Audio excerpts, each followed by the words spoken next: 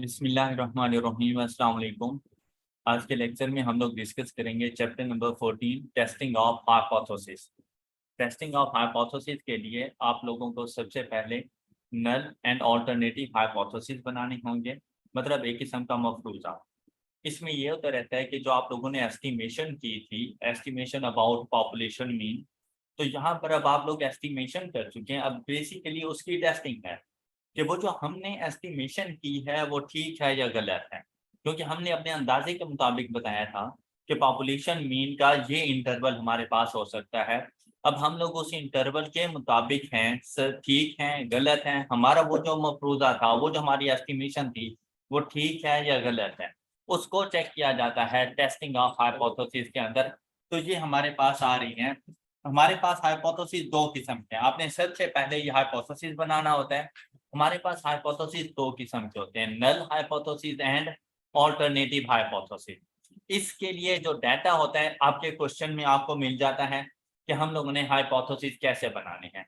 लेकिन null hypothesis हमारे पास क्या है, इसको हम लोगों ने डिनोट करना होता है एच नॉट से, और हमेशा नल हाइपोथेसिस सबसे पहले लिखा जाता है। Is a hypothesis that is to be tested for possible rejection under the assumption that it is true.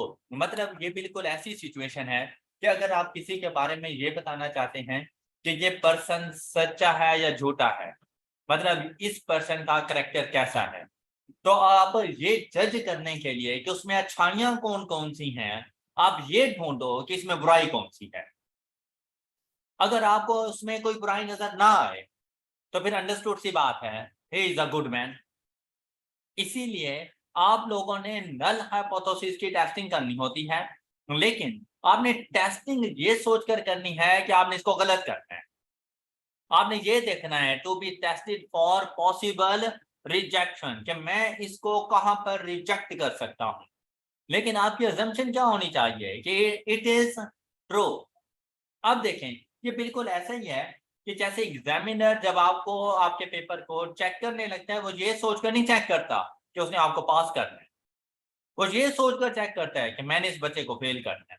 अब फेल करने के लिए उसके पास कोई ना कोई आपकी तरफ से एरर जाना चाहिए ना, तभी वो आपको फेल कर पाएगा। जब आपकी तरफ से कोई एरर ही नहीं होगा तो लाजिमी बात है उसने आपको पास कर देना है। अब यहां पर देखें, इसका बिल्कुल उलट होता है ऑल्टरनेटिव हाइपोथेसिस, जिसको डिनोट किया जाता है एच ए से, या फिर इसको डिनोट करते रहते हैं H1 से। दोनों में से किसी के साथ भी आप लोग इसको डिनोट करते हैं। इसको अल्टरनेटिव हाइपोथेसिस कहते हैं, जो कि नल हाइपोथेसिस का अपोजिट होता है। और लाजमी बात है, अगर आप नल हाइपोथेसिस को एक्सेप्ट कर लेते हैं तो अल्टरनेटिव हाइपोथेसिस रिजेक्ट हो जाता है। आप नल हाइपोथेसिस को रिजेक्ट कर लेते हैं, इट मींस दैट आप अल्टरनेटिव हाइपोथेसिस को एक्सेप्ट कर चुके हैं। अब जो हम लोग हाइपोथेसिस बनाया करते हैं, उनमें ना तीन डिफरेंट सिचुएशंस होती हैं हमारे पास हाइपोथेसिस की, कि इक्वल टू की फॉर्म में है तो उसका अपोजिट क्या बनेगा हमारे पास, इज नॉट इक्वल। अगर null hypothesis is equal to की फॉर्म में है तो उसका ऑल्टरनेटिव हाइपोथेसिस क्या बनेगा, इज नॉट इक्वल टू। अगर नल हाइपोथेसिस है हमारे पास ग्रेटर देन इक्वल टू की फॉर्म में, तो उसका उलट क्या बन जाएगा, लेस देन। तो ये हमारे पास ऑल्टरनेटिव के फॉर्म में बन जाएगा। और अगर नल हाइपोथेसिस हमारे पास लेस देन इक्वल टू की फॉर्म में है तो उसका अपोजिट क्या बनेगा हमारे पास, ग्रेटर देन। बस आपने इस बात का ख्याल रखना है, equality always comes with null hypothesis. चाहे वो इज इक्वल टू है, चाहे वो लेस देन इक्वल टू है, चाहे वो ग्रेटर देन इक्वल टू है, ये हमेशा नल हाइपोथेसिस के साथ रहेंगे। तो इनके उलट ऑल्टरनेटिव हाइपोथेसिस के साथ होंगे। अब आपको क्वेश्चन में या तो एट लीस्ट का वर्ड होगा, एट मोस्ट का वर्ड होगा, ग्रेटर देन, लेस देन, या डिफरेंस का वर्ड होगा। तो उससे हम लोगों ने जज करना होगा कि हम लोगों ने हाइपोथेसिस को कैसे बनाना है। इन 6 में से कोई सी एक बात वो बताएगा, तो दूसरी उसकी अपोजिट हम लोग खुद ढूंढ लेंगे। वो या तो ऑल्टरनेटिव के बारे में बताएगा या नल के बारे में बताएगा। ऑलराइट, तो ये अभी हम लोग प्रैक्टिस क्वेश्चन सॉल्व करेंगे। सबसे पहला स्टेप होता है हाइपोथेसिस की कंस्ट्रक्शन, कि क्वेश्चन को देखकर हम लोगों ने हाइपोथेसिस कैसे बनानी है। सबसे पहला स्टेप, उसमें सबसे पहले आपने नल हाइपोथेसिस को लिखना है और फिर ऑल्टरनेटिव हाइपोथेसिस को। नेक्स्ट आ जाता है लेवल ऑफ सिग्निफिकेंस को आइडेंटिफाई करना। लेवल ऑफ सिग्निफिकेंस क्या होता रहता है? Basically risk level. आपको या तो कॉन्फिडेंस लेवल गिवन होगा या एज इट इज वो लिख लो अपने पास। कॉन्फिडेंस है तो 1 minus confidence level, 1 minus confidence level, आपके पास रिस्क लेवल आ जाएगा। क्लियर? तो हमारे पास यहाँ पर उसके बाद आपने फार्मूले को आइडेंटिफाई करना है। टेस्ट स्टैटिस्टिक्स से मुराद है फार्मूला, वो जो आप लोग एस्टिमेटर यूज किया करते थे, कि हम लोगों ने इस टेस्टिंग के लिए फार्मूला कौन सा अप्लाई करना है, उसे कहा जाता है test statistics. Is the function और formula based on sample observation.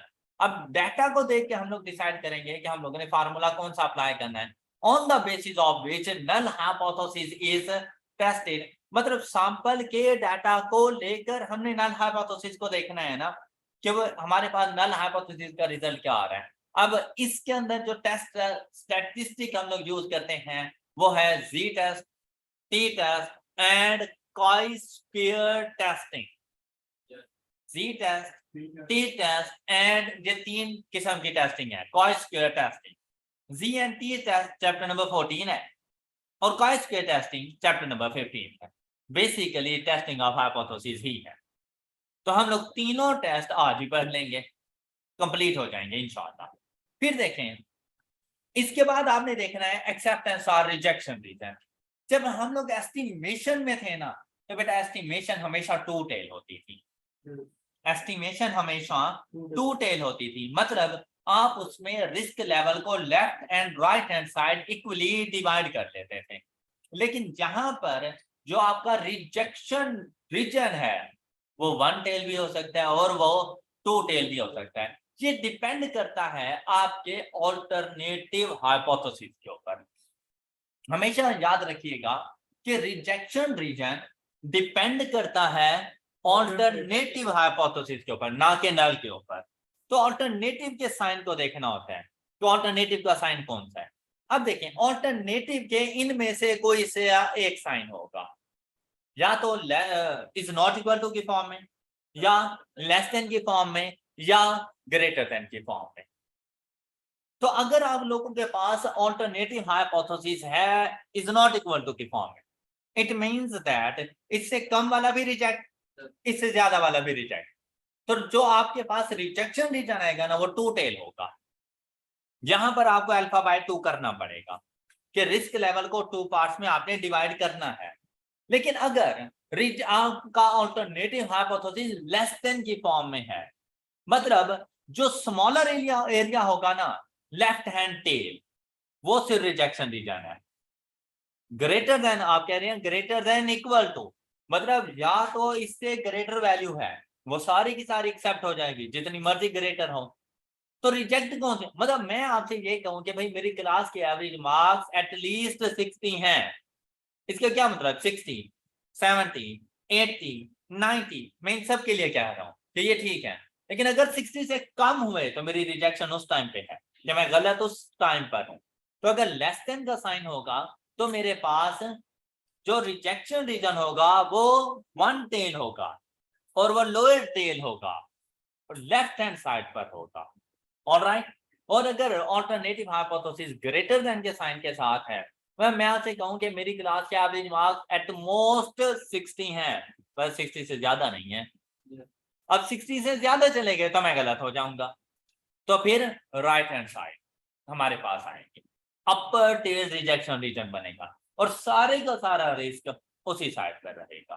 क्या आपको ये बात समझ आ गई? अब यहाँ पे देखें, two tail two sided test is a test for which a rejection region is located at both the ends of the sampling distribution of test statistics is called two-sided or two-tailed test. Two-sided test is applied when alternative hypothesis is in the form say mu is not equal to mu naught. मतलब यहां पर कोई ना कोई values होंगी ना, population mean की testing करने जा रहे हैं हम लोग, तो इधर म्यू नॉट से मुराद उसकी कोई न्यूमेरिकल वैल्यू है। तो ऐसी सिचुएशन में आपने ये वाला ग्राफ बनाना होगा इस तरह। तो ये जो सेंटर वाला है ये आपके पास एक्सेप्टेंस रीजन है, इससे कम वैल्यू आ गई तब भी रिजेक्ट, इससे ज्यादा वैल्यू आ गई तब भाई रिजेक्ट। इससे रिजेक्शन रीजन या क्रिटिकल रीजन कहा जाता है। तो आपका जो रिस्क लेवल होगा, सिग्निफिकेंस लेवल, वो 2 पार्ट्स में डिवाइड हो जाएगा, हाफ लेफ्ट हैंड साइड पर और हाफ राइट हैंड साइड पर। All clear? नेक्स्ट है वन साइडेड और one tail test. It is the rejection region is wholly located at one end, either on the left hand side or on the right hand side of the sampling distribution of test statistics, is known as one-sided or one-tailed test. It is applied in the case when alternative hypothesis is in the form less than or greater than. तो अगर less than की form में होगा तो left hand side rejection region, तो देखो जी alpha लिखा हुआ है, अल्फा बाय 2 नहीं लिखा हुआ, तो मतलब सारे का सारा रिस्क इसी साइड पर है। अब रिस्क लेवल का हाफ करने की जरूरत नहीं है। और अगर ये ग्रेटर देन की फॉर्म में होगा तो सारे का सारा रिस्क राइट हैंड साइड पर होगा और ये रिजेक्शन रीजन राइट हैंड, तो लेफ्ट हैंड साइड सारी एक्सेप्टेंस रीजन बन जाएगा। All clear? फिर आप लोगों ने वो जो टेस्ट स्टैटिस्टिक लिखा था यहाँ पर, जी टेस्ट टी टेस्ट का स्क्वायर का फार्मूला, उसमें वैल्यूज पुट करके आपने इसकी वैल्यू को कंप्यूट करना है कि जी टेस्ट टी टेस्ट का स्क्वायर की वैल्यू क्या आ रही है थ्रू फार्मूला। आपने वो आइडेंटिफाई कर लेनी है और इस फार्मूले की वैल्यू को आपने मैच करना है यहाँ पर इस जी टेस्ट टी टेस्ट ग्राफ में जो आपके पास वैल्यू आ रही है इसके साथ, और आपने डिसाइड करना है कि आप एच नॉट को डिसीजन की तरफ जाना है, एक्सेप्ट करेंगे या, लेकिन डिसीजन हमेशा एच नॉट के लिए होना चाहिए। ऑल्टरनेटिव हाइपोथेसिस के बारे में आपने कुछ भी नहीं बताना। ऑल राइट, मतलब आप कह रहे हैं ना कि H not is accepted, it means that alternative hypothesis is, अब ऑप्शन में दोनों आ जाएं और सी ऑप्शन ऑफ बोथ, तो आपने बोथ नहीं करना, एच नॉट इज एक्सेप्टेड, तो आपने हमेशा उसके बारे में इंफॉर्मेशन दे। आपने ऑल्टरनेटिव के बारे में कोई कंक्लूजन ड्रॉ नहीं करना, ना उसको एक्सेप्ट ना उसको रिजेक्ट, चाहे वो हो भी रहा हो। आपने हमेशा नल हाइपोथेसिस के बारे में बताना है। Right right. अब बात हो रही है टेस्ट स्टैटिस्टिक। ये टेस्ट स्टैटिस्टिक कौन से अप्लाई करेंगे भाई? देखें कौन से टेस्ट है हमारे पास, जी टेस्ट। तो जी टेस्ट आपको याद है कि आप लोगों ने नॉर्मल प्रोबेबिलिटी डिस्ट्रीब्यूशन में पढ़ा था, तो भाई उसका फार्मूला क्या था? Z is equal to mu over standard deviation. लेकिन जब आप सैंपलिंग डिस्ट्रीब्यूशन से के पास आते हैं, एस्टिमेशन करते हैं, टेस्टिंग करते हैं, तो ये स्टैंडर्ड डेविएशन बेसिकली क्या बन जाता है? Standard error. All right. और x की जगह पे हम लोग क्या लिख देते हैं? x, ये पहला स्टैटिस्टिक है। ओके, ये कब अप्लाई होगा? जब सिग्मा गिवन हो। सेम एस्टिमेशन वाला काम, सिग्मा की क्वेश्चन में गिवन है या नहीं, हमने कहा गिवन है तो जी टेस्ट अप्लाई करेंगे। जी टेस्ट का फार्मूला क्या है? x bar minus mu divided by standard error, ना कि स्टैंडर्ड डेविएशन। क्लियर? और हमने कहा सिग्मा गिवन नहीं है तो कहा गया सैंपल का साइज देखें। अगर सैंपल का size greater than equal to 30 है तो सिर्फ इतनी सी बात है, सिग्मा को रिप्लेस कर दो एस के साथ, लेकिन टेस्ट जी टेस्ट ही अप्लाई हो। तो अगर सैंपल साइज लेस देन 30 हो तो टी टेस्ट अप्लाई कर लेंगे। अब फार्मूला देखें बिल्कुल सेम है, सिर्फ फर्क किस चीज का है? टी टेस्ट अप्लाई करना है, लेकिन ये जो स्टैंडर्ड डेविएशन आएगा ये अनबाइस्ड एस्टिमेटर ऑफ सिग्मा हो, मतलब डिवाइडेड बाय n-1 वाला फार्मूला। और अगर वैल्यूज गिवन हो तो कैलकुलेटर में आपके 4th नंबर वाला जो स्टैंडर्ड डेविएशन है वो अप्लाई हो जाएगा। यहां तक कोई इशू? अब यहां तक जाकर हम लोग कुछ प्रैक्टिस क्वेश्चन करते हैं कि बेसिकली टेस्टिंग ऑफ हाइपोथेसिस हमने करनी कैसे है। अब मुझे ये बताएं क्या यहां तक के टेस्ट स्टैटिस्टिक या फार्मूलाज आपको समझ नहीं आए क्या? क्या ये तीनों फार्मूलाज क्लियर हैं? अब इससे रेलिवेंट क्वेश्चन देखें।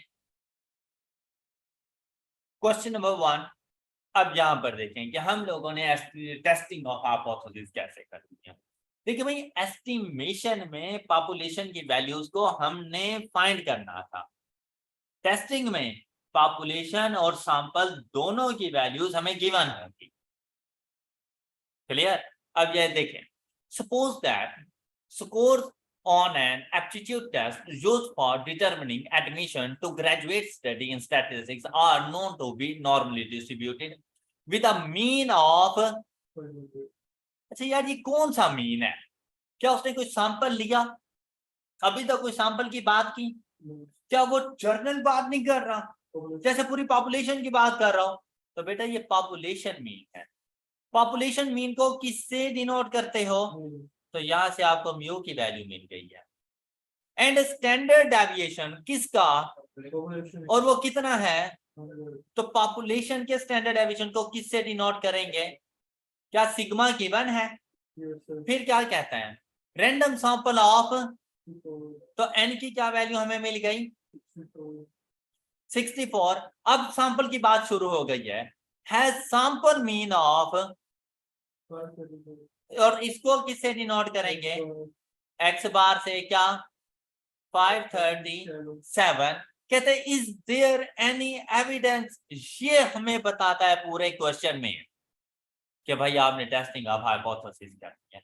जहां पर ऐसा सेंटेंस आ जाए, is there any evidence, can we conclude that, should we conclude that, इस किस्म की कोई बात आ जाए तो समझ लीजिएगा टेस्टिंग ऑफ हाइपोथेसिस है। ऑलराइट, अच्छा क्या किस चीज के बारे में उसे एविडेंस चाहिए? अब आपको हाइपोथेसिस बनाने की इंफॉर्मेशन देगा। कहता है that there mean score is different from the mean expected of all population all applicants. मतलब क्या रहा है कि भाई कोई ऐसा एविडेंस है कि सैंपल का मीन अपने पॉपुलेशन के मीन से डिफरेंट है। डिफरेंट के लिए कौन सा वर्ड यूज करोगे? क्या is equal to, is not equal to? Different तो इसी तरह से होगा ना कि जब भी इज नॉट इक्वल टू आ जाएगा तो डिफरेंट है, चाहे वो ग्रेटर हो चाहे वो, तो हम लोग less than equal to, greater than equal to, less than, greater than का साइन तो नहीं यूज कर सकते हैं ना। डिफरेंट कब होता है? जब इज नॉट इक्वल टू हो। ऐसे ही है ना। तो आपने इसके लिए जो हाइपोथेसिस बनानी है, आपने लिखना है एच नॉट। ये पहला स्टेप है इस क्वेश्चन को सॉल्व करने का। H not and H1 hypothesis बनाने गए। किस चीज की बात कर रहे हैं? मीन के बारे में। तो हम लोग पहली जो टेस्टिंग ऑफ हाइपोथेसिस कर रहे हैं अबाउट पॉपुलेशन मीन है। तो मीन को किससे डिनोट करेंगे? म्यू। यहां पर भी म्यू आ जाएगा। म्यू की वैल्यू कितनी है? तो आपने यहां पर 500 लिख देना है। अब आकर आपने इनके साइन देखने हैं कि साइन कौन से आएंगे, और ये सबसे ज्यादा इंपॉर्टेंट है क्योंकि अगर साइन गलत तो वो नीचे सारा क्वेश्चन गलत हो गया, फिर आपका डिसीजन भी गलत हो जाएगा। तो इसलिए यहां से पता चला डिफरेंट। डिफरेंट के लिए कौन सा साइन यूज करोगे? Is not equal to. Is not equal to क्या नल हाइपोथेसिस के साथ जाएगा? किसके साथ? तो भाई इसके साथ लगाओ इज नॉट इक्वल टू। तो इसका उलट क्या बनेगा? यह हाइपोथेसिस बन गई। दूसरा स्टेप क्या है आपके पास? लेवल ऑफ सिग्निफिकेंस, और वो क्वेश्चन में गिवन है कितना? 0.0। थर्ड स्टेप आपके पास क्या है? टेस्ट आइडेंटिफाई करना। तो अगर सिग्मा गिवन हो तो कौन सा टेस्ट अप्लाई हो जाता है? और जी टेस्ट का कौन सा फार्मूला हम लोग अप्लाई करेंगे?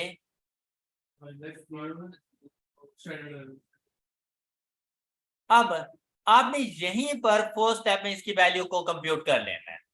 तो इसकी वैल्यू हमारे पास क्या आ जाएगी?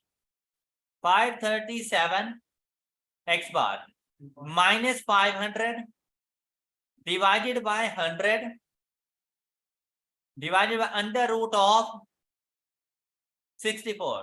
तो देखिए z की वैल्यू आपके पास क्या आ जाती है यहां से?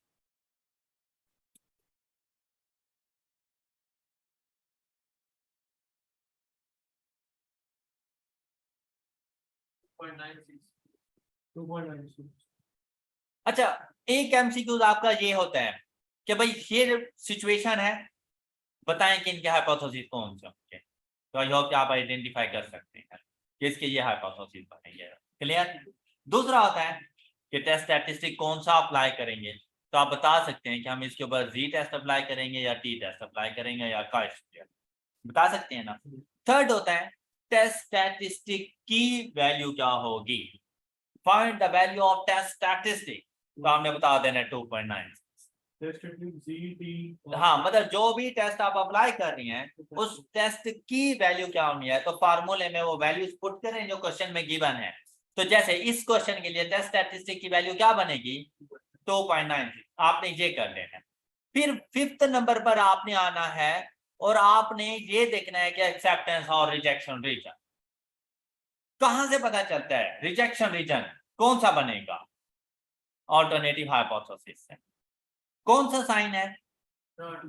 नॉट इक्वल टू हो तो कौन सा रिजेक्शन रीजन आता है? Two tail. तो आपने यहां से ये देखें, ये आपने एक सिमेट्रिकल कर्व बनाई और आपने ये रिजेक्शन रीजन लगा दिया। अब रिस्क लेवल कितने हैं आपके पास? 1%। तो बेटा कॉन्फिडेंस लेवल कितना होगा? 99%। टेस्ट कौन सा अप्लाई कर रहे हो? तो जी टेस्ट के लिए आपने 99% का हाफ कर लो। टी टेस्ट हो तो रिस्क लेवल, लेकिन अगर जी टेस्ट हो तो कॉन्फिडेंस लेवल। 99% का हाफ क्या? 0.4950।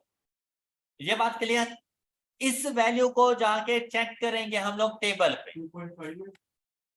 शाबाश। 0.4950 और 0.4950 आपको मिला, ये देखें। तो अब इन दोनों में से कौन सी वैल्यू सिलेक्ट करेंगे? तो यहाँ पे क्या आ रहा है? 2.58। ये आपके पास जी की वैल्यू आ जाएगी। तो आप यहां पर जाएंगे, राइट हैंड साइड पे पॉजिटिव और लेफ्ट हैंड साइड पर 2. ये बात समझ आ गई? अब इसका मतलब कि अगर z की वैल्यू इससे हो जाती है ज्यादा या -2.58 से हो जाती है कम, तो आपने रिजेक्ट कर देना। और अगर z की वैल्यू, आपके टेस्ट स्टैटिस्टिक की वैल्यू इस रेंज के दरमियान आ जाती है तो आपने एक्सेप्ट कर लेना है। आपके पास देखें वैल्यू क्या आई, तो 2.96 कहां पे जाएगी? 2.58 के बाद रिजेक्शन रीजन में चली गई। तो हमारा डिसीजन क्या बनेगा? H not is rejected. ये है टेस्टिंग ऑफ हाइपोथेसिस का कंप्लीट सॉल्यूशन। आई होप कि आप लोगों को समझ आ चुका होगा।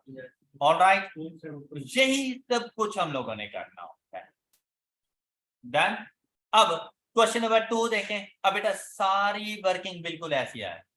क्वेश्चन नंबर 2 कहते हैं, suppose that the variance of the IQ of the high school students in a certain city is. अब देखिए क्या उसने सैंपल की कोई बात की? अच्छा, ऐसा नहीं है जैसे उसने मुझे सिग्मा स्क्वायर बता दिया है। सिग्मा स्क्वायर की वैल्यू यहां से मुझे पता चल गई, इज इक्वल टू, तो भाई सिग्मा की वैल्यू क्या होगी? तो मतलब पॉपुलेशन स्टैंडर्ड एमिशन मालूम है मुझे। नेक्स्ट देखें, कहते हैं रैंडम सैंपल ऑफ, अब ये n की वैल्यू। अब सैंपल की बात हुई तो सैंपल का मीन कितना है? ये x बार की वैल्यू आ गई। क्लियर? क्या कहते हैं, if the level of significance is, level of significance का भी पता चल गया, वहां से सिग्मा की वैल्यू भी मिल गई। शुड वी कंक्लूड दैट, तो कौन, हम लोग चले जाएंगे chapter number 14 testing of hypothesis.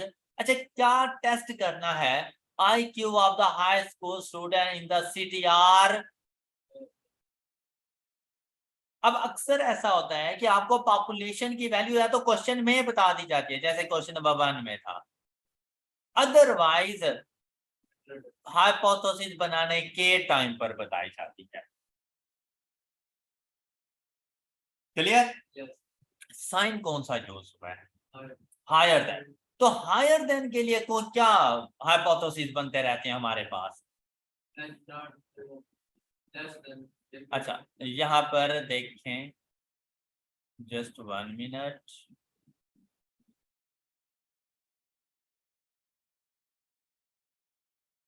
जी। अब देखें वैल्यू 100 आ गई, हमने यहाँ पर 100 पुट कर दिया। हायर देन का साइन क्या होता है? Greater than. क्या इसके साथ इक्वलिटी है? किसके साथ जाएगा?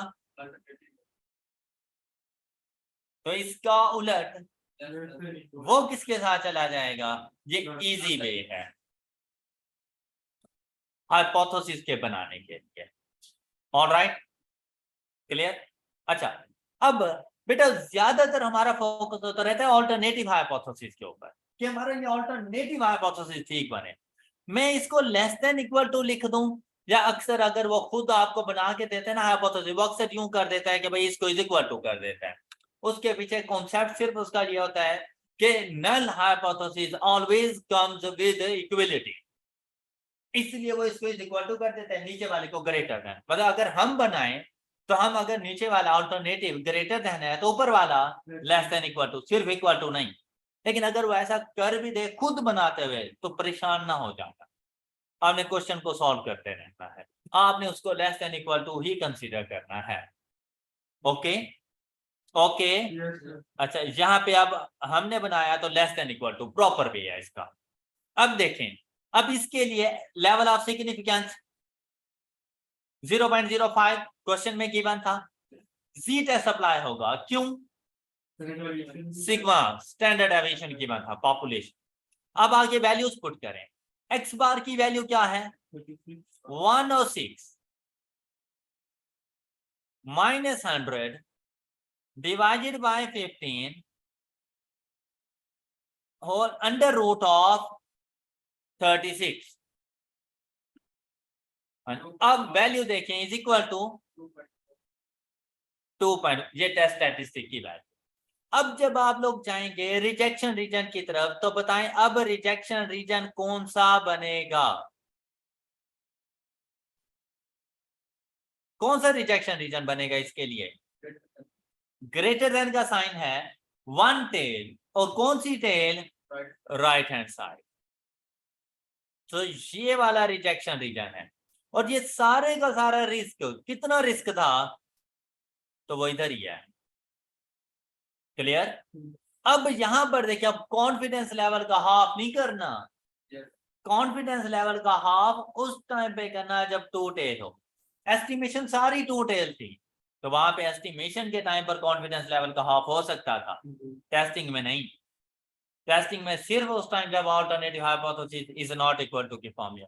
अब यहां पर देखें हाफ से लेकर यहां तक की प्रोबेबिलिटी क्या है? 0.45।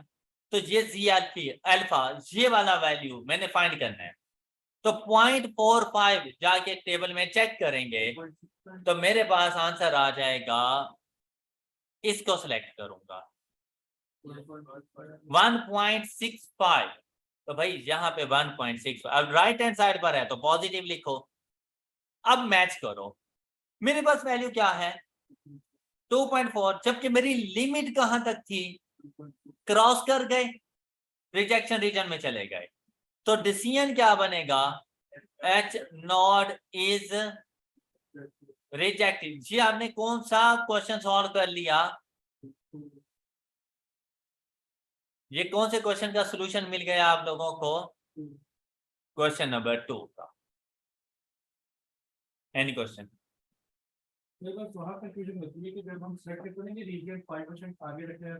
नहीं, इसके ऊपर है ऑल्टरनेटिव। अगर ये ग्रेटर देन है तो right hand side, less than है तो left hand side, is not equal to है तो दोनों। हाँ, क्लियर है ये बात? अच्छा, अब question number 3। A random sample of 64 drinks from a soft drink machine has an average content of, बताओ पॉपुलेशन मीन है, एवरेज है तो मतलब मीन, पॉपुलेशन है, ये सैंपल है, सैंपल है, क्यों? 64 सैंपल लिया है ना उसने, तो ये एन की वैल्यू और ये एक्स बार की value with the standard deviation of, ये किसका स्टैंडर्ड डेविएशन है? क्या सिग्मा है ये? नहीं, सैंपल की बात चल रही है, तो ये आपके पास एस की वैल्यू है, सैंपल स्टैंडर्ड डेविएशन, अब उसने पॉपुलेशन स्टैंडर्ड डेविएशन आपको नहीं दिया, सिग्मा की वैल्यू क्वेश्चन में गिवन नहीं है, तो क्या करते रहते हैं, सैंपल साइज देखते हैं, सैंपल साइज 30 से ग्रेटर है तो जी टेस्ट ही अप्लाई हो जाएगा। Clear? Test the hypothesis that mu is equal to 22.2। अब मुझे ये पता चला जैसे कि alternative hypothesis is not equal to की फॉर्म में होगा, लेकिन उसने कहा decilitre against the alternative hypothesis of mu less than 22.2। भाई मुझे यहाँ पे फिर ये कंफ्यूज होने की जरूरत नहीं है कि उसने गलत कर दिया है, नहीं, मैं इसके मुताबिक सॉल्व कर लूंगा। तो बेसिकली वो यहाँ पे ये कहना चाह रहे हैं कि ये ग्रेटर देन इक्वल टू है। ओके, हमारे लिए जो ज्यादा इंपॉर्टेंट होता है ना डिसीजन मेकिंग के लिए अल्टरनेटिव हाइपोथेसिस होता है, तो आपने लेस देन के मुताबिक जाके सॉल्व कर लेना है। फिर कहता है 5% लेवल ऑफ, अब देखें हाइपोथेसिस उसने खुद बनाकर दे दिया है, यहाँ पर मुझे लेवल ऑफ सिग्निफिकेंस पता चल गया। भाई मैंने कोई 10 नंबर के लिए क्वेश्चन नहीं सॉल्व करना, मैंने सिर्फ 2 नंबर के लिए क्वेश्चन सॉल्व करना है। मैंने उसी टाइम पे सोचा जी टेस्ट अप्लाई होगा, क्यों, सैंपल साइज 30 से ग्रेटर है। मैंने जी टेस्ट के लिए अब जी का फार्मूला लिखता फिर नहीं, हम लोग क्या करेंगे 21.9 less 22.2 divided by 1.42 divided by under root of, तो यहां से मैं जी की वैल्यू फाइंड कर लूंगा और जी की वैल्यू मेरे पास आ रही है -1.69। अब इसका कंपैरिजन करना है। अब यहां पे देखें भाई अपनी जस्ट वर्किंग के लिए हम लोगों ने ये सब कुछ करना होता है, चलिए इधर बना लेते हैं। अच्छा 5% के मुताबिक मुझे ना ये देखिए जी की वैल्यू का पता है कितनी, अच्छा सिर्फ फर्क पता है क्या पड़ रहा है कि मैंने इसको जाके सिर्फ यहां पर करना है ये 5%, तो यहां पे क्या वैल्यू हो जाएगी -1 यहां पे वैल्यू क्या आ रही है 1.69। देखो कौन से रीजन पे जाएगी, रिजेक्ट, क्योंकि इससे भी पहले है, इधर है 1.69। क्लियर? तो रिजेक्शन रीजन में चली गई, H not is reject, got it. अच्छा एच नॉट रिजेक्ट कर दिया मतलब ये हम लोग कहेंगे the population mean is less than 22.2, मतलब ग्रेटर देन वाले को रिजेक्ट कर दिया है ना हमने, ग्रेटर देन इक्वल टू वाले को। ये बात क्लियर है सब बच्चों को? अब इसी तरह क्वेश्चन नंबर 4 देखें। अब बहुत सिंपल से क्वेश्चन है, देखें मैन्युफैक्चरर, अब देखें टेस्टिंग ऑफ हाइपोथेसिस का कोई मुश्किल चीज है आप लोगों के लिए। अब ये अगर क्वेश्चन आपके एग्जाम में आते हैं ना, ये आपके फ्री के मार्क्स होते हैं कि आप इजीली इनको सॉल्व कर सकते हैं। अब यहाँ पे देखिए manufacturer of a detergent claims that, इस क्वेश्चन को जरा गौर से देखें, आपसे बहुत से क्वेश्चन हो सकते हैं इससे। अब इसका क्लेम क्या है कि the mean weight of a particular box of detergent is, वो कहता है कि भाई जो हम लोग आपको डिटर्जेंट मतलब ये जो सर्फ वगैरह बना कर देते हैं और इसके पैकेट होते हैं, इनका जो मीन वेट है ना हमारे पास वो 3.25 पाउंड है। मतलब क्या कि भाई कम से कम आपको इतना वेट जरूर मिलेगा, इससे कम नहीं है। फिर क्या कहता है, अ रैंडम सैंपल ऑफ 64 बॉक्सेस। अब हमने इसके इस क्लेम को चेक करने के लिए कितने का सैंपल लिया, सैंपल एवरेज कितनी आ गई, और उसकी जो सैंपल एवरेज आई है वो 3.23 है। हम ये नहीं कहेंगे तुमने झूठ बोला है, झूठ बोला है, गलत कह दिया तुमने, ये तो 3.23 आ रही है, तुमने 3.25 कहा था, ऐसा नहीं है। अब आगे देखो क्या, with a standard deviation of 0.117 pound using, ये लेवल ऑफ सिग्निफिकेंस की वैल्यू का पता चल गया। Is there evidence that the average weight of box is different from, अब डिफरेंट के लिए कौन से, equal to and is not equal की फॉर्म में हाइपोथेसिस बनेंगे। मतलब ये लेस देन या ग्रेटर देन के साथ नहीं। ओके, डिफरेंट के लिए आपने जो नल हाइपोथेसिस है वो इक्वल पे रखना है, और ऑल्टरनेटिव हाइपोथेसिस मतलब अगर कम हो गई तब भी गलत, ज्यादा हो गई तब भी गलत। ये जो स्टैंडर्ड डेविएशन दिया था, कौन सा स्टैंडर्ड डेविएशन था? सैंपल का था। तो मैं चेक करूंगा सैंपल साइज 30 से ग्रेटर, जी टेस्ट अप्लाई हो जाएगा। तो इसके लिए जी की value Z is equal to sample mean कितना 3.238, हाँ जी, माइनस 3.25 डिवाइडेड बाय, हाँ जी, 0.117 अपॉन अंडर रूट ऑफ, तो यहां से जी की वैल्यू देखें माइनस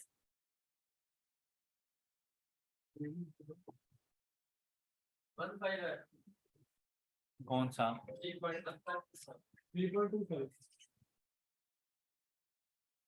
3.25 0.82। चलिए अब क्या, अब देखो डिफरेंट के लिए आपने हाइपोथेसिस कौन सा बनाया होगा? जो alternative hypothesis is not equal to. तो फिर ऐसी सिचुएशन में जो आप लोगों के पास ये सिमेट्रिकल कर्व बनाई है, उसमें आप लोगों ने जो रिजेक्शन रीजन रखने हैं वो कौन से वाले रखने हैं? टू टेल, ये टू टेल। अच्छा, आपके पास अल्फा की वैल्यू कितनी है? 1। तो ये सारा 99। जब जी टेस्ट अप्लाई करना है तो हाफ करेंगे 0.4950। तो इसके लिए आपके पास वैल्यू क्या आ जाती है? 2. ये फर्स्ट क्वेश्चन में ही हम लोगों ने फाइंड कर ली थी। तो यहां पर क्या आ जाएगी? -2.58। हमारे पास वैल्यू क्या है? कौन से एरिया में जा रही है? Acceptance, H naught accepted. Alright, और एच नॉट क्या था हमारे पास? Mu is equal to 3. H naught यही नहीं था? तो भाई इसने डिटर्जेंट मैन्युफैक्चरर ऑफ डिटर्जेंट ने क्या क्लेम किया था कि वो इसका क्या ना है मीन? हम क्या कह रहे हैं? इसी के इक्वल है। It means that manufacturer claim is acceptable, he is right. Clear? मतलब आपसे जरूरी नहीं ये पूछ ले एच नॉट एक्सेप्ट या रिजेक्ट, आपसे ये पूछे मैन्युफैक्चरर क्लेम का क्या करना है हमने। तो हमने क्या मैन्युफैक्चरर क्लेम एक्सेप्टेड, जो उसने सही बात कही, ऐसे ही डन। अब इसी तरह से अगर आप लोग क्वेश्चन नंबर 5 पर जाएं, तो बेटा क्वेश्चन नंबर 5 में सिर्फ सैंपल का जो साइज है वो 10 है हमारे पास, मतलब लेस देन 30 है, राइट। और यहाँ पर देखें मीन, सैंपल के मीन की वैल्यू 20, और फिर आपसे कहता है sum of square deviation from mean is 144, और हाइपोथेसिस उसने बना कर दे दिए, साथ में लेवल ऑफ सिग्निफिकेंस भी बता दिया। तो फर्स्ट स्टेप सेकंड स्टेप यहीं पे हो गए, ये इज इक्वल टू की फॉर्म में है, लेकिन ऑल्टरनेटिव ग्रेटर देन की फॉर्म में। तो समझ लें ये जैसे लेस देन इक्वल टू है, चेंज नहीं करना आपने, लेकिन ये लेस देन इक्वल टू समझ लें। अब यहां पर देखें सबसे पहला काम, टेस्ट कौन सा अप्लाई करें? Test that is T test, क्योंकि सिग्मा गिवन नहीं है और सैंपल साइज 30 से कम है। तो टी टेस्ट, तो टी टेस्ट के लिए क्या किया जाएगा? हमें कहा गया कि आपने सैंपल मीन पॉपुलेशन मीन का पता यहां से चल रहा है इज इक्वल टू, बेटा उसने इसीलिए लिखा था कि तुम यहां से पॉपुलेशन मीन उठा सको, वरना लेस देन या ग्रेटर देन कर देता इसको, सुबह लेस देन 19.5, तो तुम सोचते रह जाते यार लेस देन तो पता नहीं क्या सोना, रख लो इसको, वो भी तो लेस देन होता है। तो इसलिए इक्वालिटी बताता है कि आप लोगों ने जो पॉपुलेशन मीन रखना है वो डिवाइडेड बाय, अब बात आ गई है कि भाई उसने स्टैंडर्ड डेविएशन नहीं दिया, sum of square deviation from mean बता दिया है, तो इस पे फार्मूला अप्लाई कर दो, divided by n-1। 9 divided by n करोगे तो z टेस्ट वाला स्टैंडर्ड डेविएशन आ जाएगा। अब मैंने कौन सा टेस्ट अप्लाई किया है, तो फिर n माइनस 1 10 माइनस 1 तो 9 is equal to 16 is equal to 4, 16 का अंडर रूट 4। ओके, तो 4 by under root of 10 is equal to, यहां से अब t की वैल्यू देखो, t की वैल्यू यहां से देखिए 0.395। अब भाई ये भी सिमेट्रिकल कर्व ही होती है हमारे पास। अब इसके लिए जो बनना है हमारे पास, ये देखें,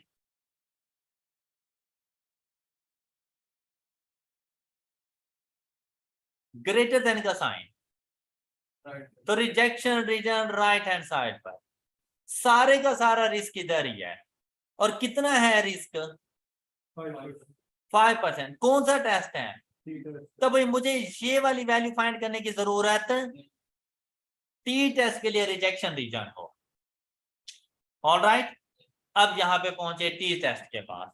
मुझे ये बताएं अल्फा की वैल्यू क्या है आपके पास, 5%। 1 टेल या 2 टेल, सारे का सारे एक ही साइड पर है 1, तो 1 टेल में जाके 5% को ढूंढना है। और डिग्री ऑफ फ्रीडम आपके पास कितना आ रहा है, 10 का सैंपल साइज, तो डिग्री ऑफ फ्रीडम, तो आपके पास वैल्यू क्या आ जाएगी, 8331। अब जब पॉजिटिव साइड पर है तो पॉजिटिव 1.8331। आपके पास वैल्यू क्या है, H not is accepted. Any issue, अब ये पॉजिटिव साइड पर आ गई ना, ये वाली वैल्यू इधर है, क्योंकि इस 1.8 तक का मार्जिन था मेरे पास। अगर इससे ग्रेटर वैल्यू होती तो रिजेक्शन रीजन था, तो ये तो इससे पहले आ गई, तो ये वाला सारा एक्सेप्टेंस रीजन है, H not is accepted. Clear. Question number 6 आप लोगों की होम असाइनमेंट है, या आप लोगों ने खुद से सॉल्व कर लेना है। इसी तरह से अगर हम लोग बात करें क्वेश्चन नंबर 7 की, तो ये बहुत सिंपल सा क्वेश्चन है, जल्दी से सॉल्व करें, 2 मिनट है। क्वेश्चन नंबर 7 को खुद से सॉल्व करें। The average height of college students is normally distributed with a mean of 65 inches. तो ये म्यू की वैल्यू आपको यहाँ से मिल गई। Okay, an example of 5 student. अब ये सैंपल साइज है आपके पास, और उनकी हाइट्स की वैल्यूज आपको बता दी गई हैं कि ये है। ना तो सैंपल का मीन बताया गया, ना सैंपल के कुछ स्टैंडर्ड डेविएशन वगैरह, जब वैल्यूज बता दी तो मतलब खुद फाइंड कर लेंगे। फिर कहते हैं test the hypothesis that the average height of student is at least 65, और ये लेवल ऑफ सिग्निफिकेंस। तो बेटा एट लीस्ट के लिए जो आपने साइन यूज करने होते हैं नंबर, अब मैं इनके हाइपोथेसिस की बात करूं, H नॉट H1, देखिए म्यू यहां पे 65। अब आपने डिसाइड करना है साइन का, तो भाई एट लीस्ट का क्या साइन है, एट लीस्ट मतलब कम से कम 65, मतलब 65 भी शामिल है। इसका मतलब ग्रेटर देन, एक इक्वलिटी की वजह से ये नल हाइपोथेसिस की इंडिकेशन की। तो इसका उलट क्या बन जाएगा, ये इनके हाइपोथेसिस है। सेकंड स्टेप, ये लेवल ऑफ सिग्निफिकेंस आ गया। थर्ड स्टेप कि मैं टेस्ट कौन सा अप्लाई करूं, तो मुझे सिग्मा गिवन नहीं था, तो मैंने देखा sample size less than 30, T test. तो टी टेस्ट के लिए भाई एक्स बार भी तो नहीं है, और टी टेस्ट के लिए स्टैंडर्ड डेविएशन भी डिफरेंट होता है। कैलकुलेटर उठाएंगे, यहां पर जाके वैल्यूज को पुट करेंगे, 66, 65, 68, 70 एंड 71, शिफ्ट 142, मीन की वैल्यू क्या आ गई, तो टी डिस्ट्रीब्यूशन में आप लोग जाके लिखेंगे 68 माइनस 65, हाँ जी, यहां पर स्टैंडर्ड डेविएशन, और ये वैल्यू आएगी शिफ्ट 1 4, और ये 4th नंबर वाला स्टैंडर्ड डेविएशन टी टेस्ट के लिए अप्लाई होता है 2.55। Under root of is equal to, अब ये आपके पास ना एक पॉजिटिव वैल्यू आ गई है 2.64। अच्छा मुझे ना यहीं से पता चल गया है कि एच नॉट इज एक्सेप्टेड। क्यों? क्योंकि ये देखो लेस देन का साइन है तो टी की वैल्यू नेगेटिव होगी, और नेगेटिव की लेफ्ट हैंड साइड मेरी रिजेक्ट है, जबकि मेरे पास तो पॉजिटिव वैल्यू है यहाँ पे एक्सेप्टेड। अगला स्टेप करने की जरूरत ही नहीं थी। ओके है ये बात। और वैसे अगर सपोज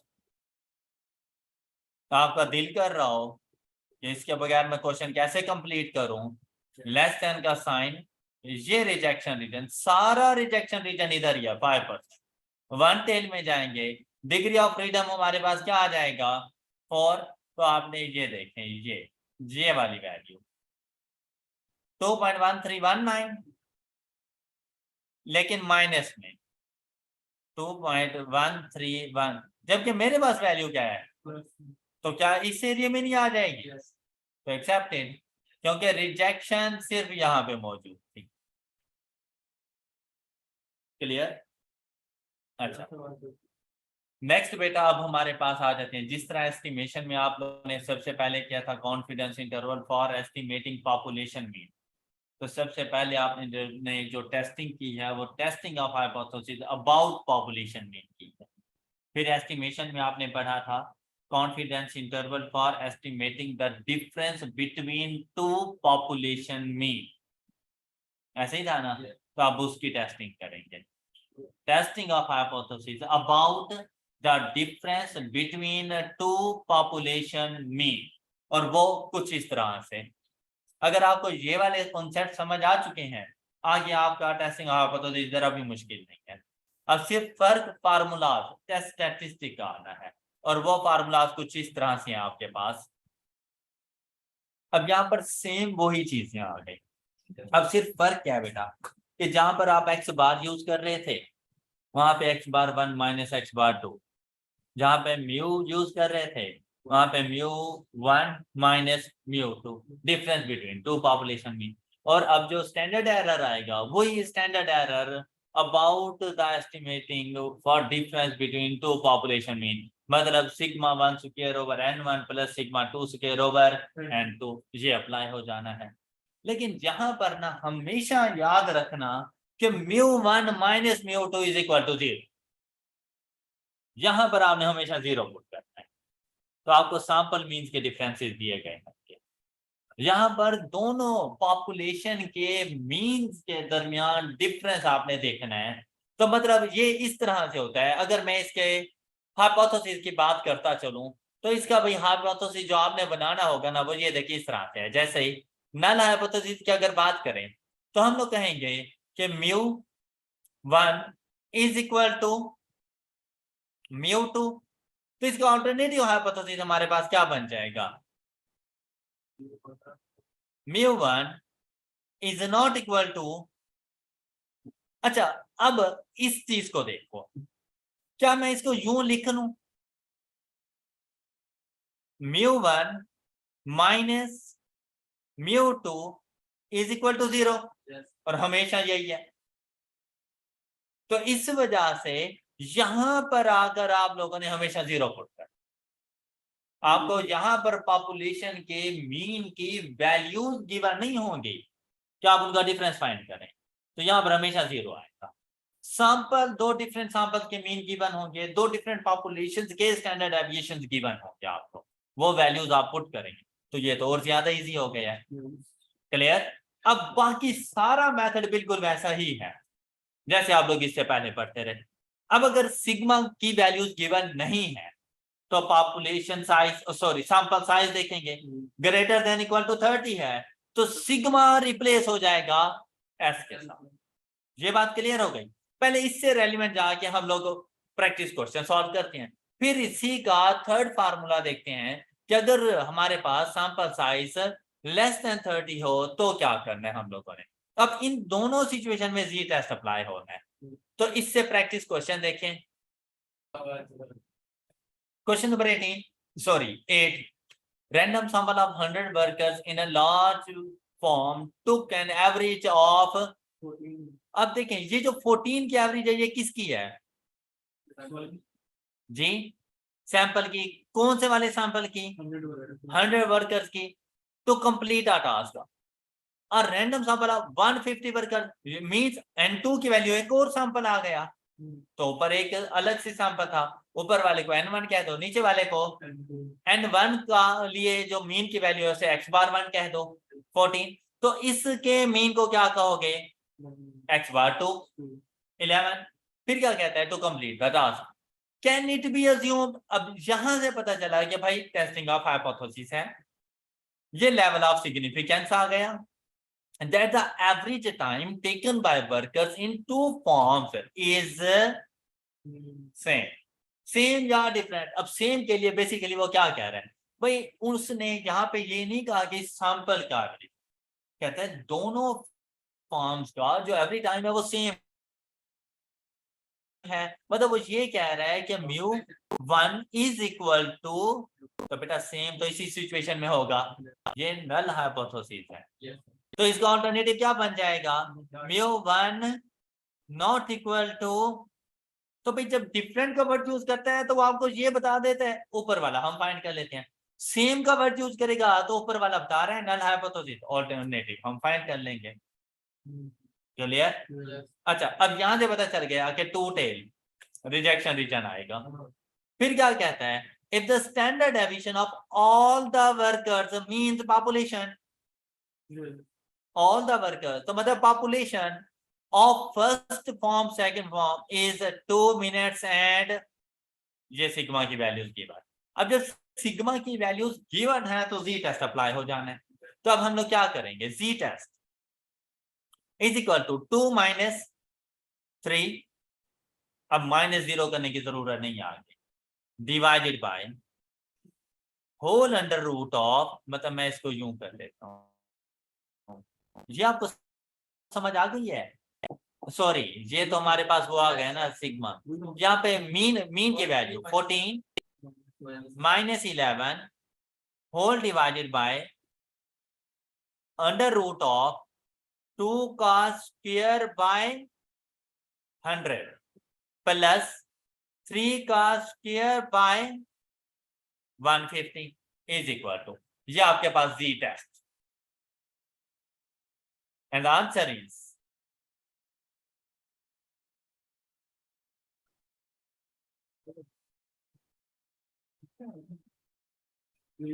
हाँ जी and the answer is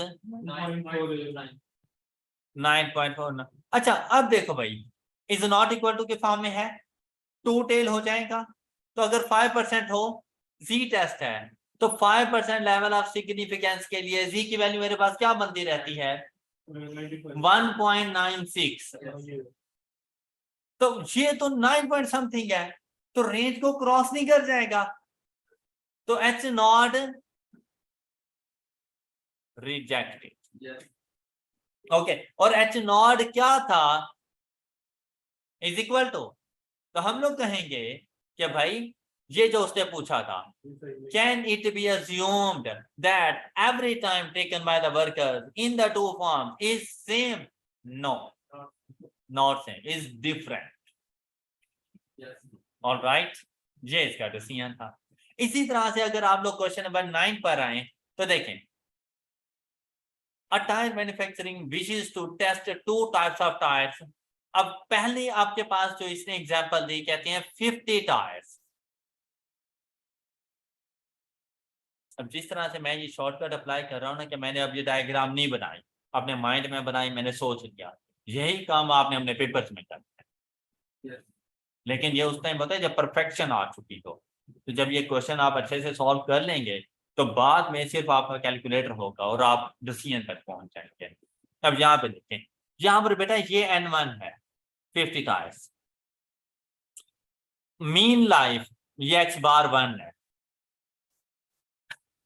ये उसका वेरिएंस गिवन है फिर 40 टायर्स ये आपके पास N2 ये इनके मीन लाइफ ये आपके पास x बार 2 और ये उसके वेरिएंस की value. Is there a significant difference between the two? यहाँ पे ये पॉपुलेशन मीन करते हैं। Use alpha 5%। तो बेटा आप डिफरेंस की बात करती तो यही इसके हाइपोथेसिस बनेंगे जो क्वेश्चन नंबर 8 वाले थे। सिर्फ क्या टेस्ट कौन सा अप्लाई करेंगे? 40 एंड 50 ग्रेटर देन 30 है जी टेस्ट। क्या वैल्यूज जाके लिखें? 24,000 जल्दी से यह पुट करते जाइएगा, minus 26,000 divided by whole under root of S1 square चाहिए होता है तो हमें वही वैल्यू गिवन है 6,250,000 divided by 40 50 and 150 plus 9,000 divided by 40। तो यहां से देखिए जी की क्या वैल्यू मिल गई आपको? Minus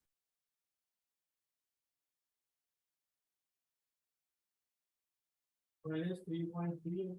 3.38। H not is rejected 5% टूटे। तो मेरे पास लिमिट माइनस 1.96 तक क्या? Yes. यही आंसर आ रहा है माइनस 3.3। नहीं आ रहा?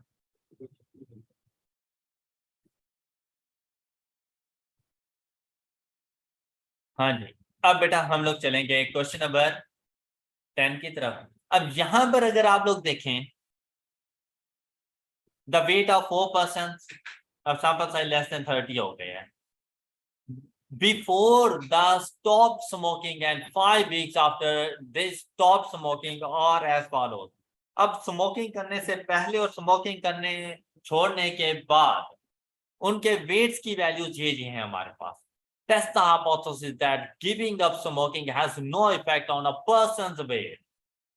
Giving up smoking has no effect on a person's weight। मतलब सेम, उससे पहले भी सेम थी, जो पहले वेट था अभी भी वेट वैसा ही है कि स्मोकिंग करने और स्मोकिंग छोड़ने से उनकी सेहत पे कोई फर्क नहीं पड़ा।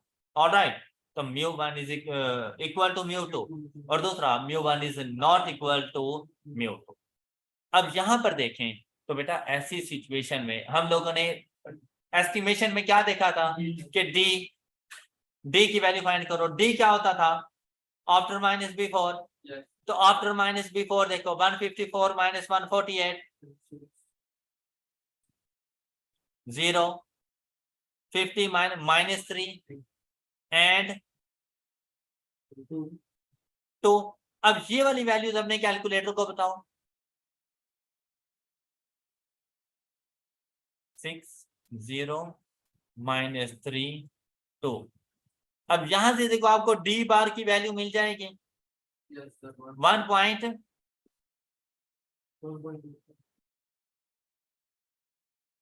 और यहां से आपको एस डी की वैल्यू मिल जाएगी शिफ्ट 144 3.77। क्लियर?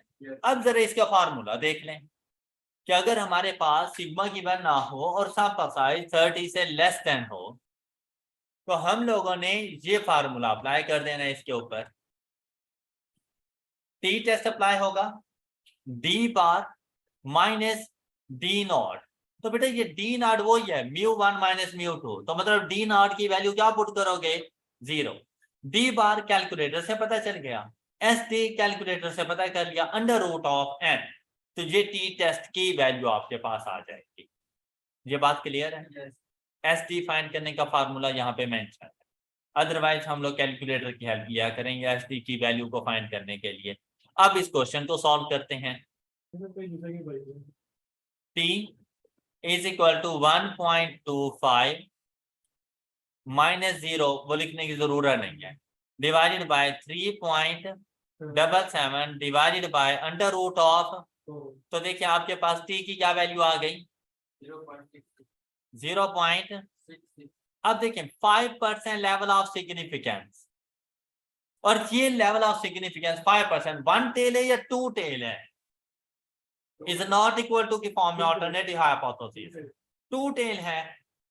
और डिग्री ऑफ फ्रीडम कितना है हमारे पास, तो ये देखें अब टू टेल में के लिए ये कॉलम चेंज हो गया है, ये आएगा, और डिग्री ऑफ फ्रीडम 3, ये वैल्यू आ जाएगी 3.18, ये पॉजिटिव नेगेटिव आएगी क्योंकि टू टेल है ना, प्लस भी यही माइनस भी, तो इस रेंज में रहेंगे तो एक्सेप्टेड, अदरवाइज रिजेक्टेड। तो क्या इस रेंज में है, तो एच नॉट इज एक्सेप्टेड। और एच नॉट क्या था कि giving up smoking has no effect on this.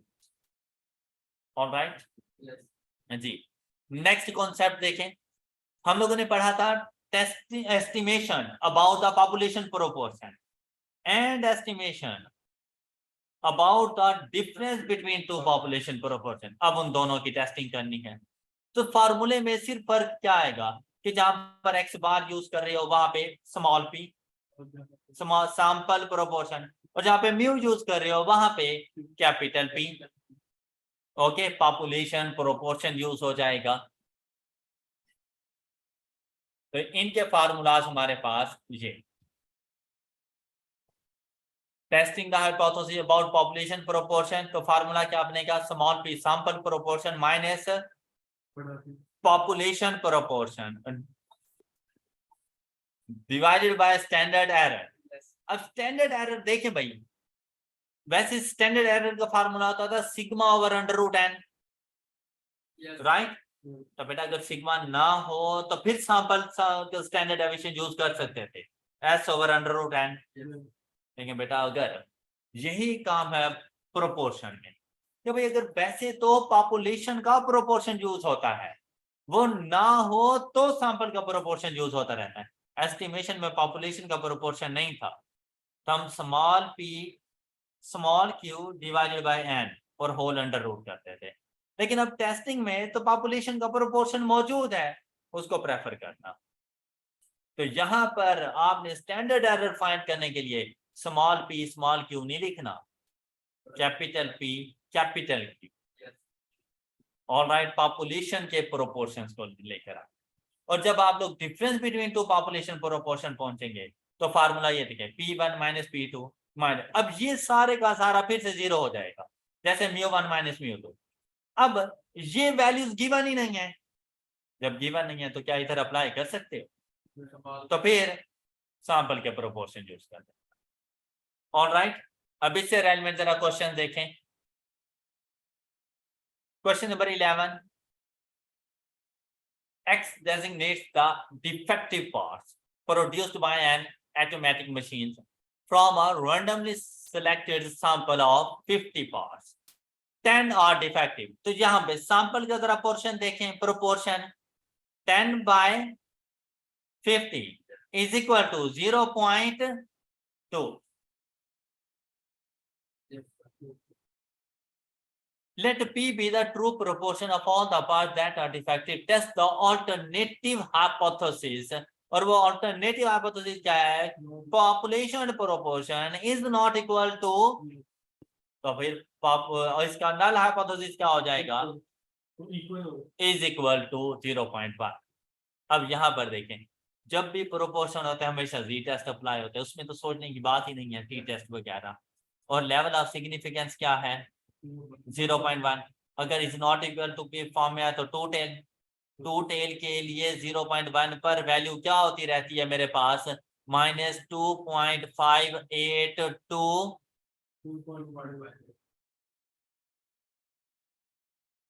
Clear, ये रेंज, अगर इस रेंज में टेस्ट स्टैटिस्टिक की वैल्यू आ गई तो एक्सेप्टेड, इससे कम ज्यादा हो गई तो रिजेक्टेड। अब जी टेस्ट,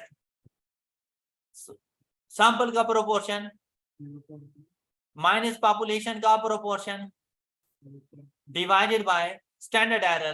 क्या लिखूं स्टैंडर्ड एरर के लिए, बताएं क्या फार्मूला अप्लाई करें स्टैंडर्ड एरर के लिए, अंडर रूट ऑफ 0.1. 1 पॉपुलेशन का portion multiplied by 0.9 and divided by 50. Clear? तो यहां से देखें क्या 2 पॉइंट, तो एक्सेप्टेड या रिजेक्टेड? एक्सेप्टेड. क्लियर? इसी तरह से क्वेश्चन नंबर 12 को देखें. An electric company claims that at least 85% of the parts which it supplied conform to specification. A sample of 400 parts was tested and 75% did not meet. So can we accept the company's claim at 1% level of significance? तो यहां पर देखें ये population का proportion है capital P. At least greater than equal to 0.85. तो इसके लिए ऑल्टरनेटिव हाइपोथेसिस क्लियर. ये लेवल ऑफ सिग्निफिकेंस 1%. और यहां पर देखें स्मॉल पी की वैल्यू क्या बन जाएगी? स्मॉल पी की वैल्यू बताएं क्या बन जाएगी? 0.1. ऊपर था स्पेसिफिकेशन को मीट करना, बस यही तो क्वेश्चन में ट्विस्ट था. 75 did not meet the specification. तो भाई सैंपल में से भी तो स्पेसिफिकेशन को मीट करने का प्रोपोर्शन देखो ना. तो 400 में से 75 अगर मीट नहीं कर रहे तो 325 मीट करनी है. जी आएगा. और जी आंसर है हमारे पास 0.8125. ये ट्विस्ट था क्वेश्चन में. अब देखें जी की value. Z is equal to 0.8125 minus 0.85. हाँ जी होल डिवाइड ये आ जाएगा 0.85 multiplied by 0.15 divided by sample कितने का लिया 400. जी की वैल्यू देखें माइनस 2. अच्छा 1% लेवल ऑफ सिग्निफिकेंस और आपने सिर्फ लेस देन के लिए देखना है. तो लेफ्ट टेल रिजेक्शन रिटर्न सारे का सारा रिस्क 1% लेफ्ट हैंड साइड पे. तो 0.49 को जाके टेबल में चेक करें. 0.49 ये देखें. तो कौन सी वैल्यू को चूज करेंगे? 0.4901 क्या 2.33. ये हमारे पास वैल्यू आ जाएगी. -2.33 जबकि मेरे पास वैल्यू क्या है 2.1. तो H नॉट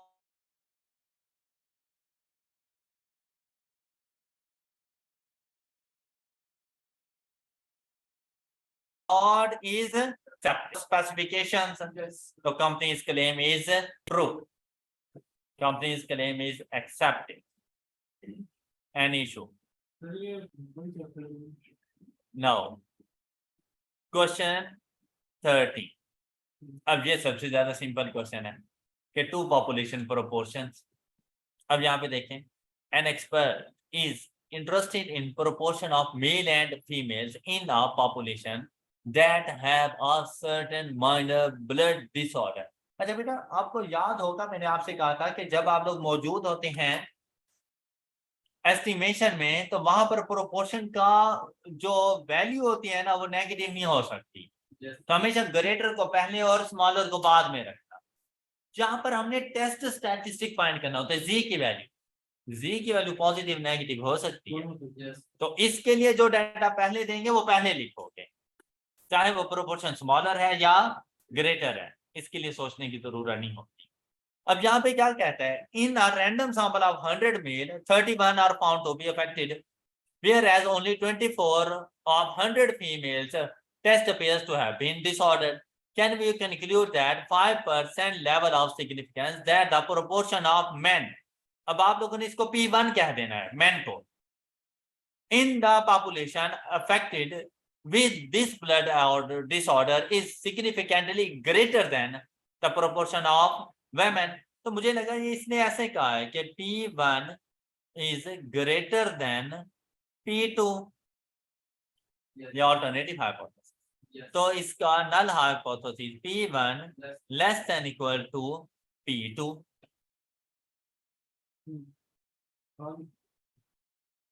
तो देखें स्मॉल p की वैल्यू क्या हो जाएगी, small p1 is equal to 0.31 and p2 is equal to 0.24.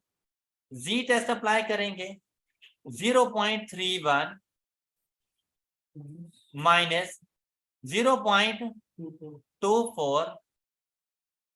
अब पॉपुलेशन के प्रोपोर्शन गिवन नहीं है तो सैंपल के प्रोपोर्शन ही यूज होंगे.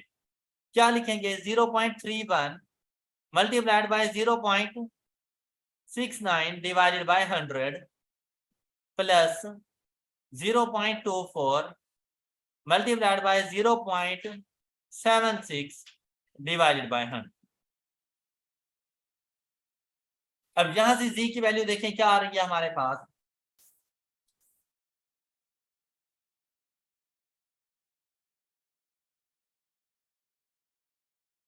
z की वैल्यू 1.1 5% लेवल ऑफ सिग्निफिकेंस और यहां पर ग्रेटर देन, तो राइट हैंड साइड पर जाएंगे तो z की क्या वैल्यू आ जाएगी हमारे पास 1.69. वन टेल के लिए 1.69 और अगर ये टू टेल के लिए होता तो 1.96. ओके अच्छा, तो मेरे पास जो लिमिट है 1.69, उससे ग्रेटर जाता तो रिजेक्ट हो जाता. अब क्या है ये less than h not is accepted और h नॉट क्या है P1, मतलब men's proportion is less than equal to females women's proportion, जबकि उसने क्या कहा था इज ग्रेटर देन, तो उसकी बात गलत है. ऑलराइट, आप लोगों ने बेटा क्वेश्चन नंबर 14 और 15 खुद सॉल्व कर लेना, या आप लोगों की होम असाइनमेंट के तौर पर आ जाएगा.